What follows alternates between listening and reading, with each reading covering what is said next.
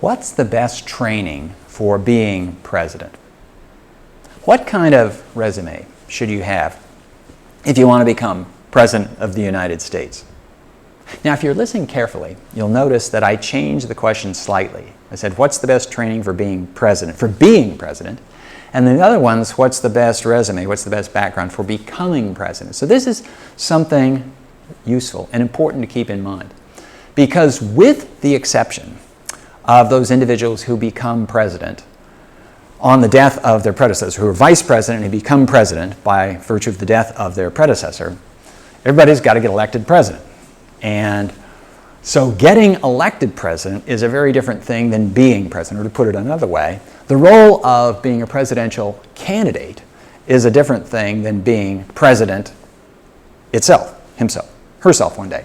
So let's try to keep these separate, keep them conceptually separate, but I'm going to be talking about them together. So who is it that gets elected president? Well, in the first place, you almost always have to have previous experience in government. Donald Trump is the first person to win the presidency as his first elected office. Everybody else held, I take it back, as his first elected civilian office. Everybody else had previous experience in government. So they have come up the ranks. Often they start out at the state level. So they'll be a member of a state legislature, maybe of the state House of Representatives or the state Senate. Sometimes they're called the Assembly and the House of Burgesses or something like that. They might then, they can go in one of two directions from there. They can go and become governor of their state, so they can rise in the ranks of their state and become governor. And so this actually is a good stepping stone for the presidency, because as governor, you are an executive, and an executive is somebody who makes decisions. If you are a member of a legislature, then you are somebody who makes deals, who makes compromises. You're part of a committee.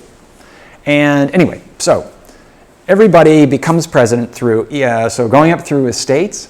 If you don't become governor, another avenue is to jump from the state track right to the federal track and maybe run for the House of Representatives, so become a member of Congress. And if you do well as a member of Congress, you might want to run for the Senate. And if you get elected Senate, well, that's a good deal. Generally speaking, moving from the House of Representatives to the Senate is considered a promotion, because every state, no matter how big, has only 2 senators, where large states will have dozens of representatives.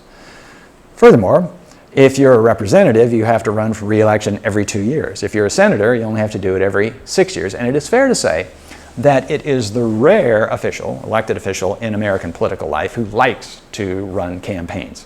They're a pain in the neck. You have to spend a lot of time raising money, going out and meeting people, shaking hands, making promises, giving speeches, doing all this stuff that distracts you from the business of making laws, which for most people is the reason they get into elective politics in the first place.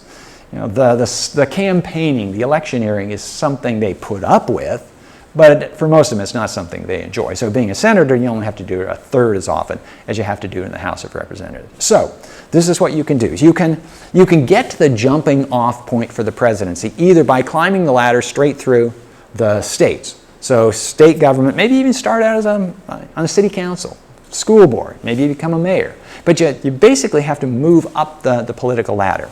And the top of the political ladder at the states is typically the governor. Although there have been governors who decide, I want to be a senator. So then they'll cross over to the federal branch, and they'll go from governor to being senator. It's the relatively rare government who will go from being governor to think, I'm going to run for the House of Representatives. That's considered a demotion. But anyway, so you can either climb to the top of the states and the governorship. A governorship is a good jumping off point for running for president. Or if you climb the ladder on the federal side, you can run for president from the House of Representatives. You can run for president from the Senate. Senate is a better jumping off point than the House of Representatives. I think there's been just one president who was elected from the House of Representatives. That was James Garfield. And for whatever it's worth, he was assassinated not long after becoming president. So we don't know how it would have turned out. Anyhow, so those are the two principal tracks. There's one other track that's important, though, at least it has been recurrently important in American history, and that is if you are a commanding general in a victorious war. So George Washington became president by virtue of having led America's Continental Army to victory in the American Revolutionary War. Now, he had been in government before. He'd been a member of the Virginia House of Burgesses, of their state legislature, and a member of the Continental Congress. So he had been elected to positions. A generalship, that's an appointed job. It's not elected. And this is important, by the way. One of the reasons that these other elective offices are considered important is that they demonstrate that you can get votes. And the first prerequisite for becoming president is your ability to pull votes. If you can't get votes, you can't get in, for the most part. And so the third track, so one track is go up through the state government, another track is go up through the federal government, and sometimes there's crisscrossing between the two, but state government, federal government, and then the military. And so George Washington became president by virtue of having been a victorious general. Andrew Jackson became president by virtue of having been a victorious general, but he too had held elective office. He had been in the federal government, he had been in Congress, he had been a governor of a territorial government. So he had had responsible civil positions as well as the military position, but still, it was the fact that he was the hero of the Battle of New Orleans that really made him appealing as a presidential candidate. The same thing was true with Ulysses Grant. Ulysses Grant became president. It was his first civilian office because he had led the Union armies to victory in the Civil War. Again, so we get Theodore Roosevelt. Theodore Roosevelt was not a commanding general in the Spanish-American War, but he did go fight, and he did behave quite bravely and gallantly, and so he really impressed people that way. But then he became governor of New York by virtue of that, and then became vice president and then president. So, actually, there's something else I have to say that I'll get to in a minute. Anyhow, so in the 20th century, Dwight Eisenhower is the best example of victorious general who becomes president of the United States. So they're on a somewhat different track, but it's the fact that it has happened several times in American history demonstrates that Americans really value victorious generals. So when we're talking about what prepares you to be president, what makes you an attractive candidate, a lot of this has to do with, do you generate confidence in the hearts and the minds of Americans? Do they trust you with the great power that comes with being president? And generally speaking, if you have been a leader of the United States during war, a military leader during war, you've had this test and you've passed the test because, being in the military, you were the protector of the country. This is especially important. This is why being a victorious general is a better jumping off point for the presidency than, say, to be governor of a state. There's not a huge amount of advantage in running for the governor of your state after having led American armed forces in battle, because governors don't do national security. They don't defend the United States. They are head of their state National Guard, but that's small-scale stuff compared to running a big army during World War II, as Dwight Eisenhower did. So these are the things that make you appealing in the eyes of voters. Now, there's one other area that I haven't mentioned, and it's kind of a subsidiary of these, but not always exactly the same, and that is you can be vice president and then become president. And the vice presidency is good training for being president because it gets you close to the seat of power. Depending on the president, you are in on the top meetings where decisions are taken. Not all of them, not all presidencies. Harry Truman knew nothing about the atom bomb project, the Manhattan Project, before he became president. Franklin Roosevelt simply didn't tell him. And that wasn't unusual. Vice presidents become president and then learn there's a lot more to know than they realized. But the vice presidency is a good stepping stone to the presidency. And it has been fairly recently. Early on, it wasn't. In fact, in most of the 19th century, the vice presidency was a stepping stone to nowhere.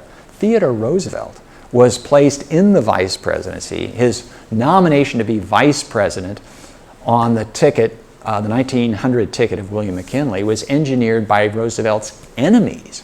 Figure that he was governor of New York at the time, and they wanted him out of New York. So they talked the National Republican Party into making Roosevelt vice president, and then that way they would get Roosevelt out of these guys in New York's hair. And the thinking was that, well, vice presidency is a harmless office, and people go into the vice presidency and they're never heard from again. The sole constitutional responsibility of the vice president is to preside over the Senate. So he can wield the gavel in the Senate if he wants to. He doesn't have to. He doesn't have to show up. He can vote in case of a tie vote in the Senate, but again, that part happens relatively seldom. Theodore Roosevelt, in fact, was so bored with the whole idea of being vice president that he seriously considered for a time going back to law school. He had attended a year of law school out of college, but then he got sidetracked. And then he went on to his career doing other stuff, but he found himself vice president of the United States with time hanging heavy on his hands. He thought, well, maybe I'll get my law degree and then I can get an honest job after I get out of the presidency. Well, it turned out that William McKinley died, assassinated, and he became president. So to be an attractive vice presidential candidate, ideally the people who choose you have in mind that one day you might be president.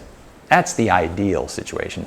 The thing they're really thinking about most of the time is, will they help the person at the top of the ticket, the presidential nominee, win? So is the vice presidential nominee from a swing state, a state that might go either way, but if the vice president is from that state, maybe that state will come aboard. This is why Lyndon Johnson was the vice presidential nominee on the ticket with John Kennedy in 1960. The Democrats, the Kennedy campaign, thought that Texas was necessary for the Democrats to win. Texas came on board and Kennedy did win a really close race. So very often bringing something addition to the top of the ticket is more important than what you could bring to the country should you become vice president. Should you become president after being vice president. Sometimes it's a matter of just a quelling a revolt within the party. Harry Truman was nominated vice president, basically handpicked by Franklin Roosevelt, when members of the Democratic Party said, we hate this guy that is currently the vice president, and looking at you, Franklin Roosevelt, you're getting old, you might die. They didn't actually say this to his face, but this was our calculation. And we don't want Henry Wallace, this guy we hate, to be the next president, so pick somebody else. So the older and the less robust the health of the candidate, of the presidential candidate, the more attention people pay to the possibility that the vice president will one day become president. Okay, so I've sketched out a sort of a combination of what prepares you to be president and also what makes you appealing to voters. There's one thing that you can't see on a resume directly, and that is, so how charismatic are you? How just sort of popular are you? How capable are you of conveying your vision to the American people and getting you to come along? This is really important for candidates. I won't say that it is always necessary. It's not a prerequisite. Calvin Coolidge was notoriously terse. There's a story that Calvin Coolidge is probably apocryphal, but nonetheless the story goes that Calvin Coolidge was at a reception, and there were these two young women who saw the president over at the reception, and they knew he had a reputation for not saying many words. And so one of them makes a bet with the other, saying that I bet I can get Mr. Coolidge to say more than 2 words. More than 2 words, says her friend. Okay, you've got a bet. So the one who took on the bet goes over to Coolidge and says, Mr. President, this is going to sound really silly, but I'm just going to explain. I made a bet with my friend over there that I could get you to say more than 2 words. He looked at her and he said, you lose. So anyway, Calvin Coolidge did not have the gift of gab, but he won election in his own right in 1924. Richard Nixon did not have the stereotypical politician's personality. He wasn't good at small talk at all. He didn't seem to have much of a sense of humor. And he seemed almost to be pained to be around many people. But nonetheless, he became President of the United States. He was elected twice, the second time overwhelmingly, albeit with the help of the Watergate burglars and the dirty tricks that led to his resignation. But nonetheless, there it was. So it really helps a lot if you have a good public presence. And in the 20th century, this is especially important in the age of television. So John Kennedy had a big advantage over Richard Nixon in the presidential debates of 1960, and this because Kennedy was just this young, good-looking, very telegenic guy. He looked good on TV. Richard Nixon did not. In fact, in one of the debates, it was striking that this was in the days when television hadn't really conquered all. So a lot of people watched the debate on TV. Another substantial group listened to the debate on the radio. And the people who listened to the debate on the radio, when asked about it later, they thought that Nixon had won the debate. Those who saw it on TV thought Kennedy had won the debate. And it just goes to show that appearance matters. One of the secrets of Ronald Reagan's success was that he was a good-looking guy with experience in front of a camera. He had been a movie actor. And this contributed to his election twice as governor of California and then twice as president of the United States. So all this sort of combines to getting you elected. Now, as to the question of what actually prepares you to be president, well, probably the most important experience is executive experience. And the most appropriate, the most germane executive experience is as governor, especially of a large state. So if you could be governor of California, if you could be governor of New York, if you could be governor of Texas, those are the three most populous states. And when you're governor of a big state like that, you do pretty much all the things that a president of the United States does, with one important exception. This is an important exception. And that is, you don't do foreign policy for the most part. You don't have an army, a navy, an air force. You don't have that stuff. You don't conduct treaty negotiations with other countries. So foreign policy you don't do. But you do everything else. You have to deal with the legislature. You have to balance a budget. You have to execute the laws. You have to explain what your administration is up to and its vision, try to get it across to the American people. So if you had to choose one thing, then it would probably be a governor. And a governor of a big state, that would be the best thing. But there are other avenues, and there are other gifts, talents, contributions that come from these other avenues. Lyndon Johnson's a good example. Lyndon Johnson was never governor of anything. Lyndon Johnson climbed the federal ladder through Congress. He was a member of the House of Representatives, then a member of the Senate, then leader of the Senate. He was Senate Majority Leader during the 1950s. And so he really understood about governing. More precisely, what he understood was about getting legislation through Congress. He became vice president, and then he became president when John Kennedy was assassinated. And all of a sudden he finds himself president of the United States. And Johnson's performance in office demonstrates the advantages of coming up through the legislative branch, of having been especially in the Senate. Because Johnson understood how Congress makes laws. The president, by the Constitution, is commander-in-chief.